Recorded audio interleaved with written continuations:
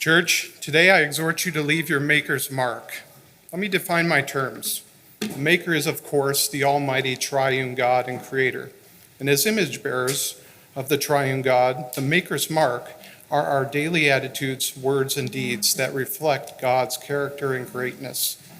From the most mundane tasks to the most significant decisions, everything we do should be influenced by the supremacy of Christ.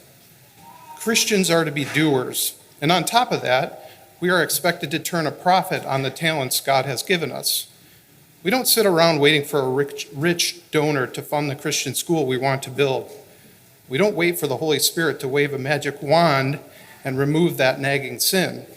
Rather, the Christian life is marked by consistent, small steps of faithfulness that accumulate into long-term godly fruitfulness.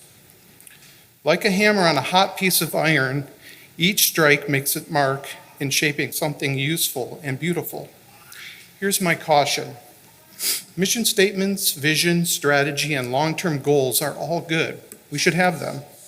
But I know in my own life I can become so excited about milestones that I lose appreciation for the inchstones.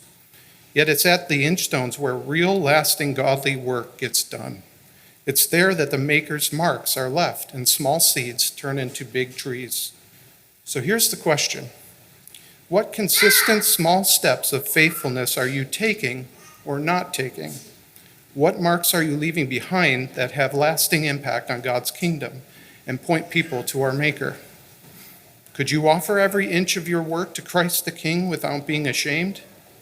Here are a few practical and impactful marks which my family and I have practiced that you might consider. Be on time, and if you're going to be late, make a phone call and change expectations.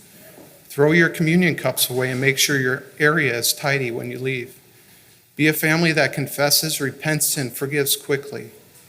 Always return the shopping cart to the collection spot, rain or shine.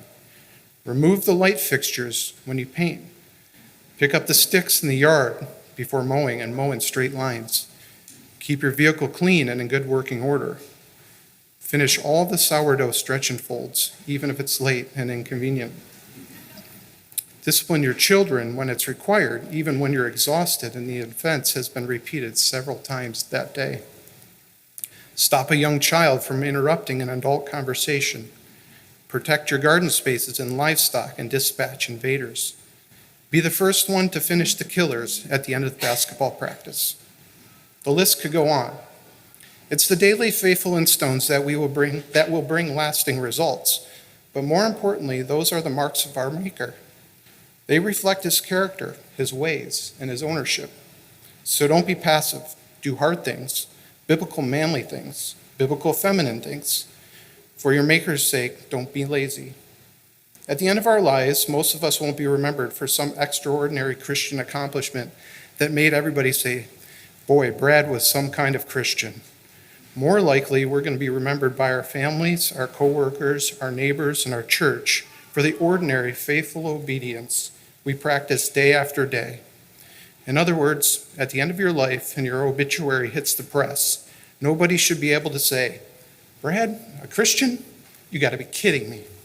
So Christian, this week, remember to leave your Maker's mark.